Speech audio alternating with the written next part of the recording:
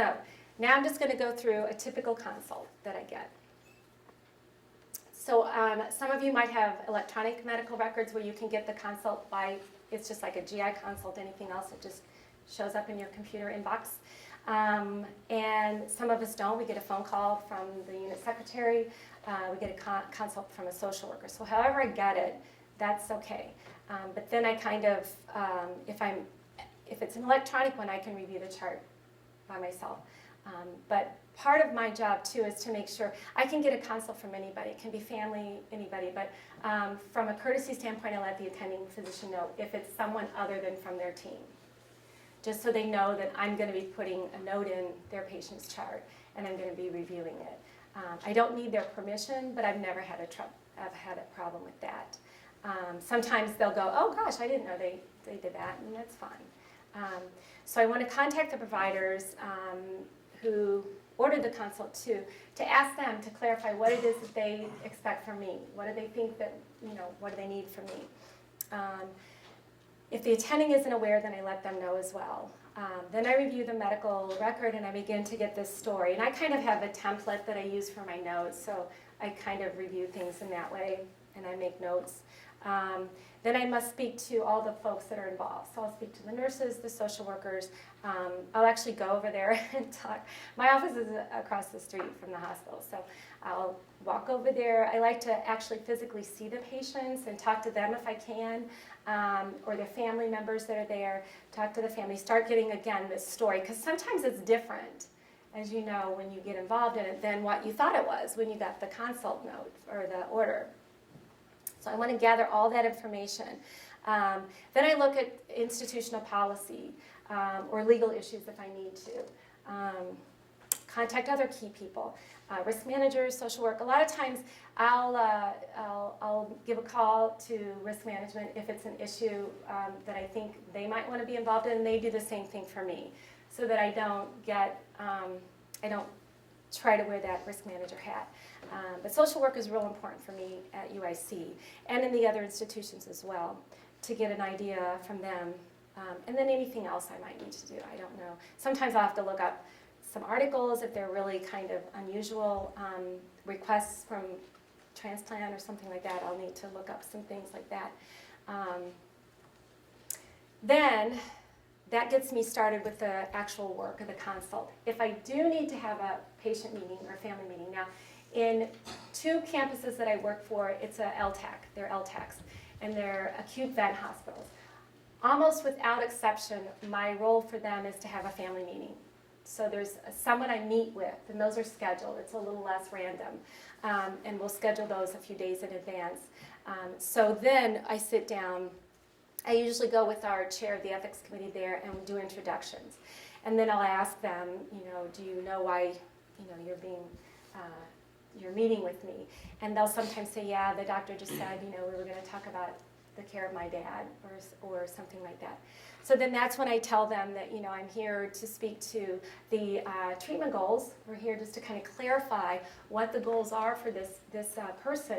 And I'm just here to help make decisions. And we may not have any decisions today, but, we'll just plant some ideas. Did you have a question? Okay, thanks. So that's the general introduction. I let them know that I'm a representative from the ethics committee and that we're working together to come up with issues, with some solutions to some of the issues. So in those cases, it's really interesting because I would have reviewed the chart, talked to the attending physician and things like that. And they do cluster in a lot of these instances in futility of care issues or end-of-life issues, where the family may wish to continually use aggressive therapy, but the team believes that they've really kind of exhausted all avenues for cure, and that we might start thinking about palliative care or comfort care measures. And so that's when they bring me in. Let's see, we've gone through some of this. So then, if I can, I always bring in the clinician or the attending physician to clear up any of the questions about the treatment or medical aspect of it so that they can put that aside. Because sometimes they'll ask me questions and I won't be able to answer those. So I'll make a note of them and then I'll say, well, I'll come back at the end of this and help you with that. But they really want to know these clinical issues that the attending physician can help with, or the senior resident. And my experience has been, and maybe this is yours too, is that the family has been told in many variations by many different staff members the exact same thing, but they'll sit and tell me that they haven't heard. I'll say, well, you know, the reason I'm here, as you might guess, is that, you know, your father, your mother, your loved one is very, very sick. And the team is thinking that, you know, we're not going to be able to make any more progress. Failure to progress is one of the things they tell me with weaning and things like that. And sometimes I'll get a very shocked reaction saying, gosh, you know, we didn't know that. They didn't tell us that. And in fact, they had been told in different ways, but maybe just not so, I don't know what I want to say, frank. They might be told in more medical terms. So that's when it's real important for the doctor to say, well, gosh, yeah, I did talk to you about this, or something like that. And then they can get those questions answered. Then the doc usually leaves, and then I'm there to help them kind of come up with goals of therapy that are,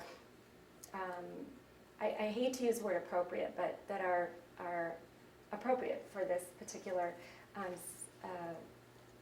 time in that patient's life.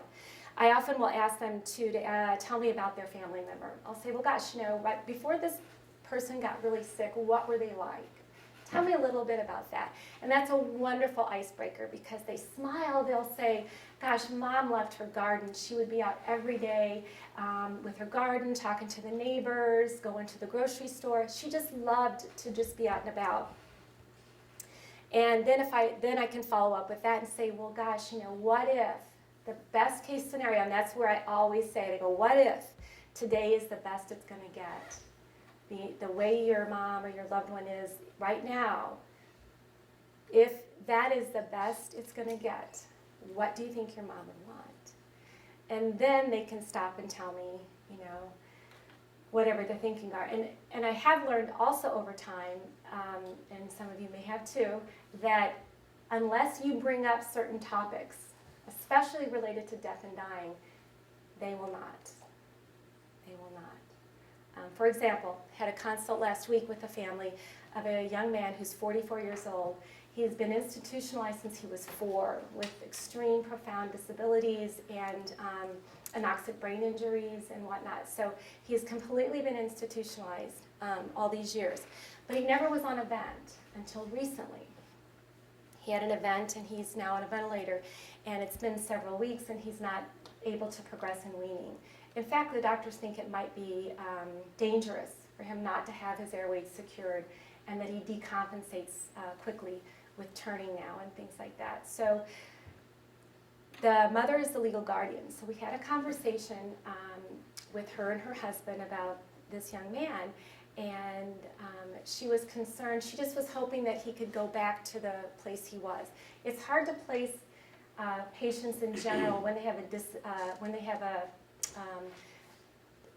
disability, mental handicap, or developmental disability, I think is what they called it in the chart, and they're on a ventilator. It's just hard. There's certain facilities that will take them, and that's not very many in the Chicago area. So we were having a difficult time finding a place for this patient to be transferred to. So part of my job was to ask them about, had they thought about palliative care or hospice for this person if they didn't want to continue the ventilator, not based on his disability, but based on his quality of life. He'd never been communicative. He never interacted at all since he was 4 with any care providers, although the mom said that she thinks he recognizes voices because she'll see him turn his head toward folks. But her husband just mentioned he didn't want the person to suffer, the young man to suffer, and that she then said, you know, I've thought about this a lot. I've thought about it, but I've never talked about it. And so this gave her an opportunity, whatever decision they make, to actually have that conversation that she was not able to say out loud until someone else brought it up. And I thought, that's amazing, because here's a woman who's been dealing with this her whole life, And so, and a lot of times what I'll say also is I'll preface something that I think is going to be somewhat difficult with, I do not wish to insult you in any way, shape, or form, but this comes to my mind, and I wonder if you've thought about this or something you want to talk about. What about hospice? What about just taking the vent off and making them comfortable? Then I stop and I wait and see what they say. That's the beauty of, I think, this outsider coming in. I don't emotionally take care of this patient. I don't manage them every day. I don't have to be perceived as a person who doesn't want to take care of their loved one anymore. And again, I'll say, we don't have to make any decisions. I can help you get, information on this. But I think that's really important, that we bring up all those creative ideas. It may be mood. It may be like, nope, not an option. Not going to think about that. Okay, so we'll move on to the next thing. But I think that's important. You want to look at all their value systems in their life, if they've been religious, and what is what had meaning to them otherwise in their life. Again, it's looking at what they were. If we don't know what they would want, because we didn't talk about it, then we have to go by what the person was like prior.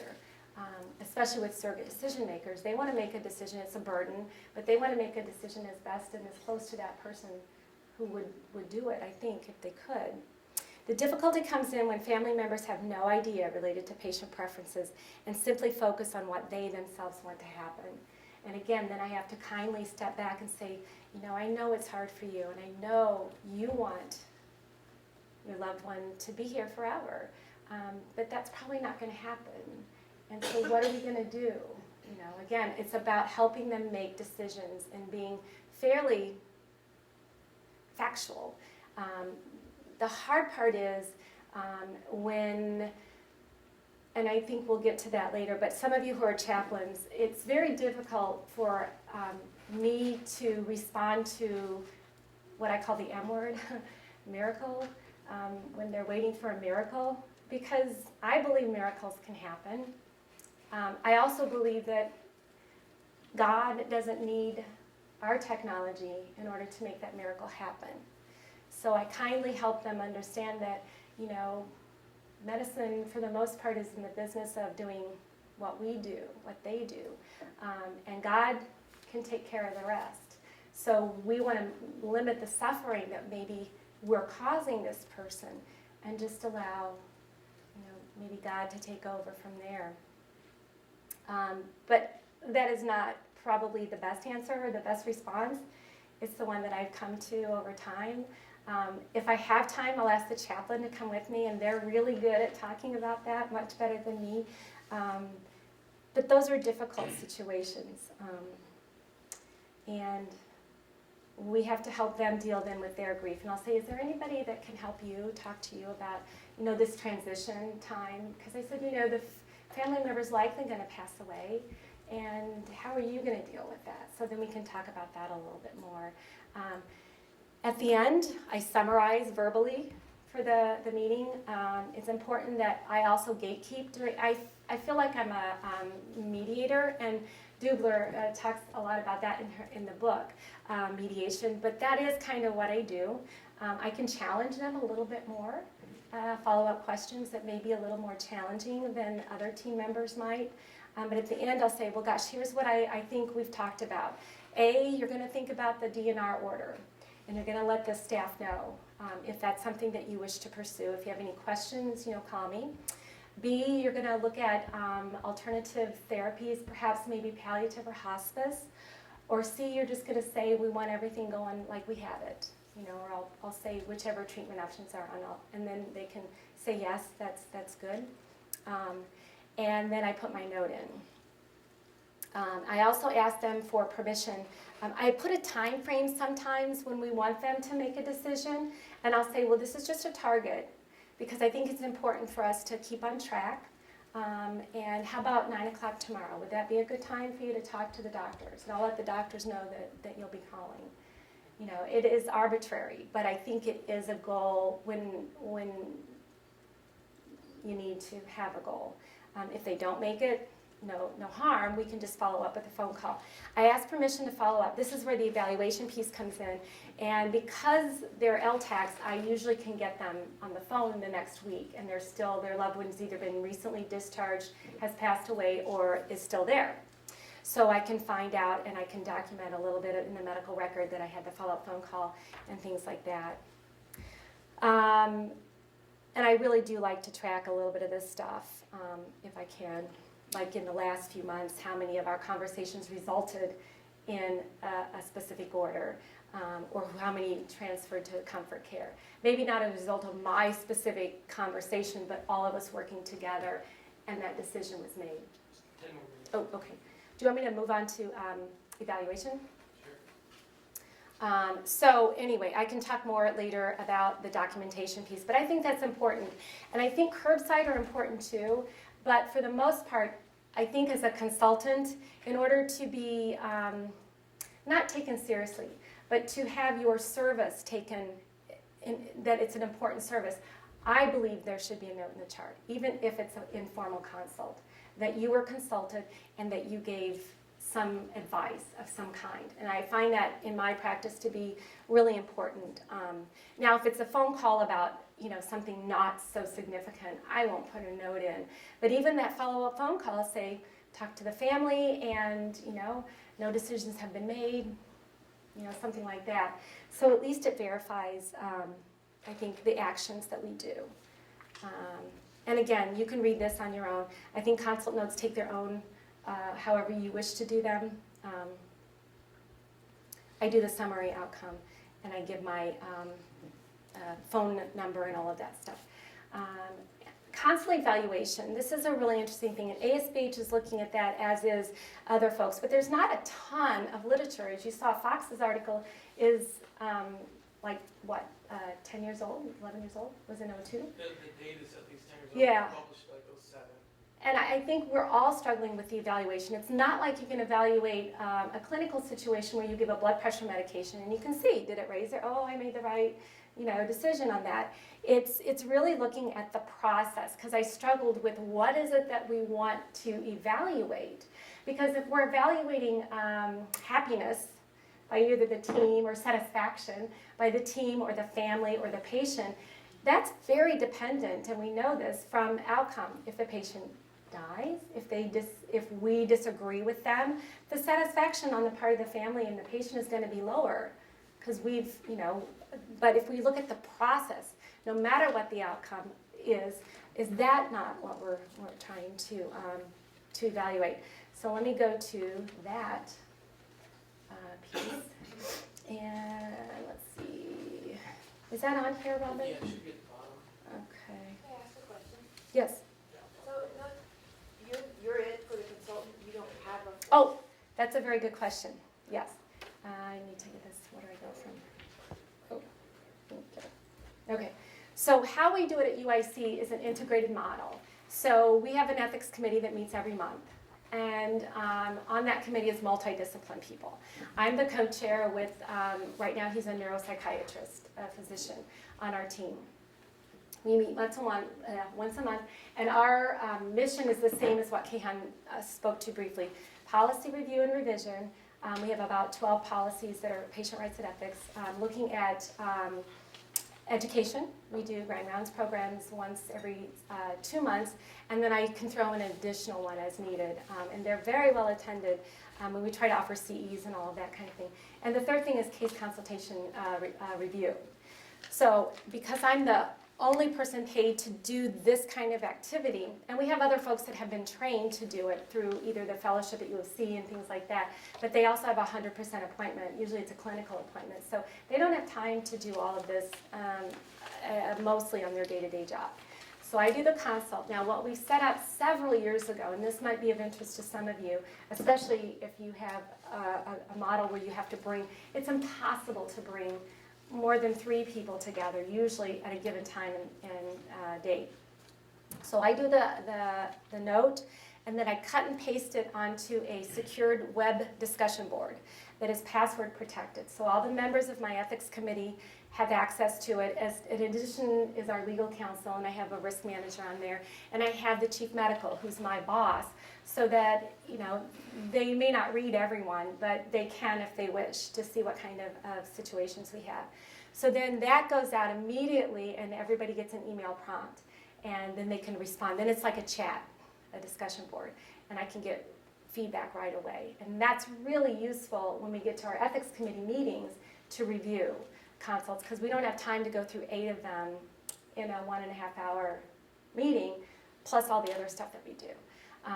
And again, we're an advisor role, so in the end, when I write down, I usually write ethical issues / suggestions, underline, then I go bullet point 1, you know, autonomy, and then I can give them the suggestions. Then at the end, I just put a summary of bullet points. Now, that's how we get around that issue. If we do need, it's only been rare in the 20-some years I've been there that we've had to deal with trying to get people together for a discussion. Do you ever do any pediatric cases? We do. Not as many as I'd hope, but we do. And they still just stop for consult, so if the parents say, we're going to continue, they just continue? That's an issue that we have to deal with, yeah, it is. Because nobody wants to, it's painful for them. But at some point, I always tell the physicians, I go, if there's nothing more you can do clinically to make this baby better or to make this child better, then that's what you tell the family. They may want to continue what they're doing, but if the person, this is the typical scenario, they start going into renal failure. Do you start dialysis or do you not start dialysis? And they always get a renal consult, and renal always says, yeah, we can do it. We might have to support their blood pressure, and it may be hard for them to have it done, but we can do it. And the question is, should you do it? And at some point, the gatekeeper has to say, this isn't going to be of benefit. This isn't standard of care for a patient who's in the dying process. So we're not going to offer that. Because as you know, if you offer any treatment and you say there's a 1% chance that this is going to work, guess what? Everybody that you say that to is that 1%. They're fighters. And we have to be realistic about what it is that will be of benefit. So when you say gatekeeper, who is that? It's the chief, the doc, and it's the attending physician. It always goes back to that person. How about addressing, why did the attending get the renal consult if they didn't think it was appropriate treatment? I've talked to them about that, and I've talked to renal. Yeah. I say, if you don't, renal's almost always, they're not a good gatekeeper because they can always do it. Yeah. So I said, you're not, and renal gets mad because then medicine gets mad at renal for putting in that they can do it. And so I say, if it is not an option in your professional opinion that will be a benefit, now if it gives them comfort, maybe you want to do it. That's not up to me to decide, but there's no moral standard by the AMA or by the state of Illinois that says you have to do or provide clinical care that is of no benefit or futile, however you want to call it. And so, and people understand what that means when there's nothing more we can do. They just want to know that they've done everything that they can.